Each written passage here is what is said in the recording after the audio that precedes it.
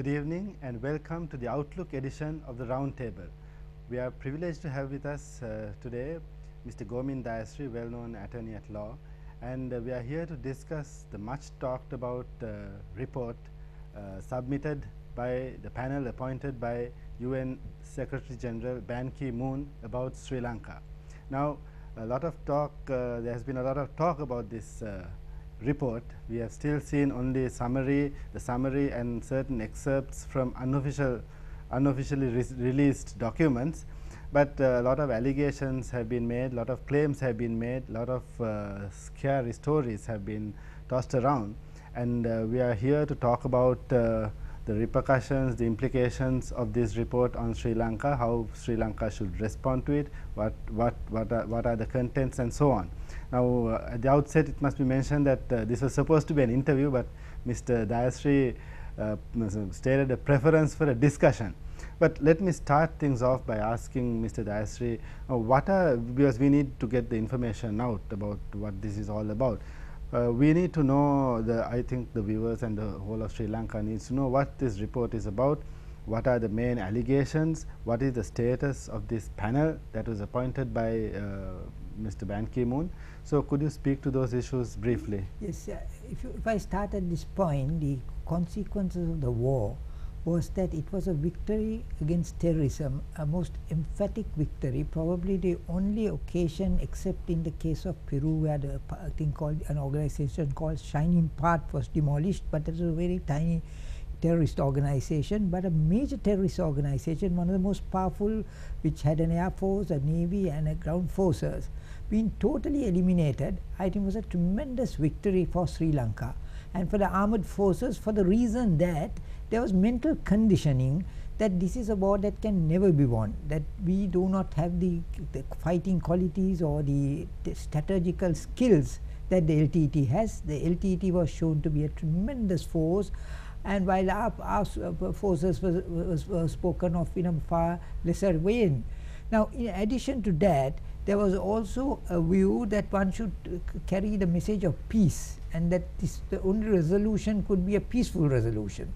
So, in that sense, it is a new leadership that emerged. Along with it, the people's motivation, Malinda, they thought that the peace process has lost its character, and that it is the only way out is to military defeat the LTT, and people had the belief that it is possible. And the war, for the first time, remember Malinga, we always had a very well equipped, a very well trained army. But the problem was the army didn't have the leadership, didn't have the motivation. They were not given the sophisticated weaponry and the infrastructural requirements. But once that was provided, I mean, the LTT really fell in the end like a pack of cards. Right. And that was a tremendous victory.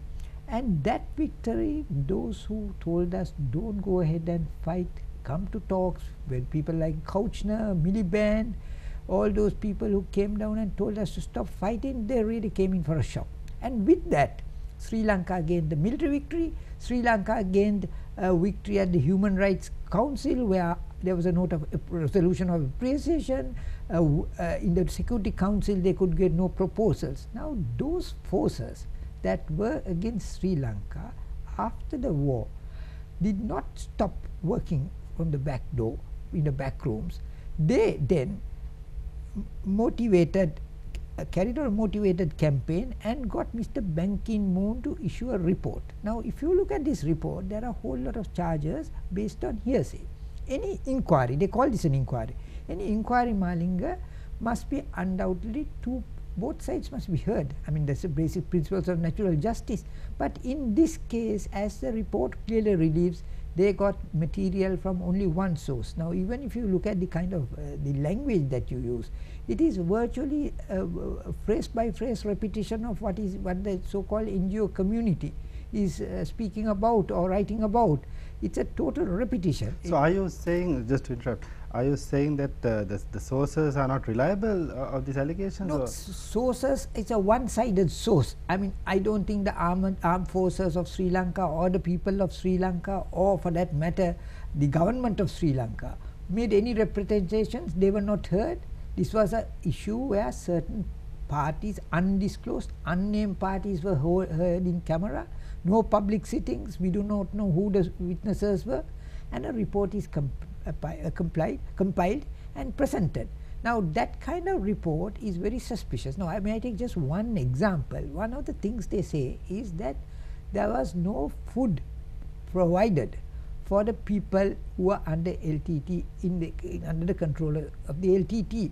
Now one of the most significant things is that this is the only country, the only fighting forces that provided free of charge, delivered food, delivered medicines, gave them the other infrastructural requirements.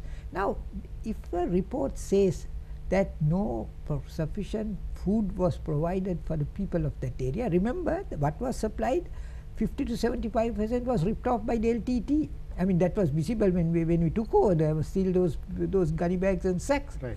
Now in the midst of all that, the report does not say, doesn't speak one word, because all that material, mind you, was provided by the Defence Ministry to the ambassadors weekly. There were ambassadors were monitoring this. Weekly briefings were given by the Defence Ministry. Now none of that evidence has surfaced. Yeah, but isn't it? But this report, doesn't it focus on the last days of the conflict, of the operations to liberate the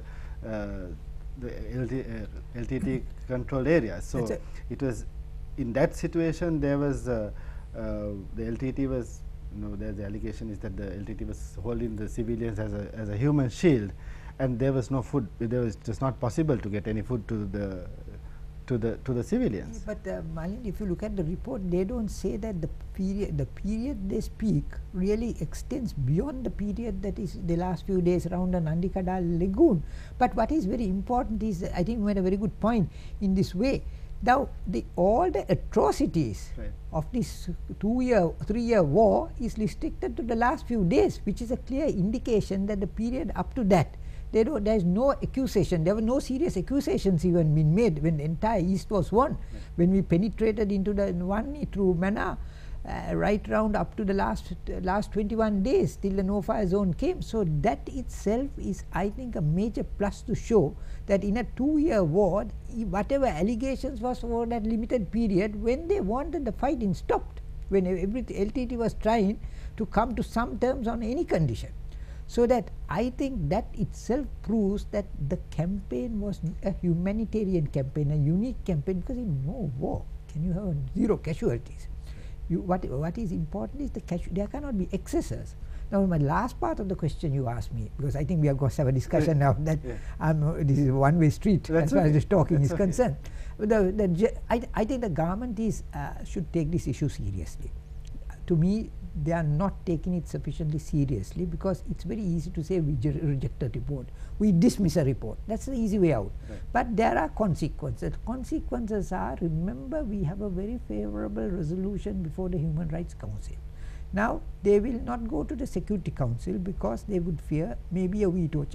Russia has already expressed it.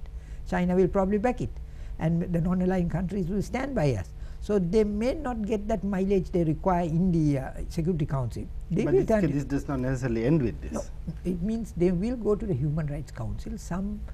Maybe some country may raise the issue, and if there is a report, if they decide to do a reporting, now remember, if you remember Palestine in the Gaza Strip, they did. The Human Rights Council decided to do a report, and Goldberg gave a report. So if we get to that stage, and there are some findings that are against us, well, that can open the door.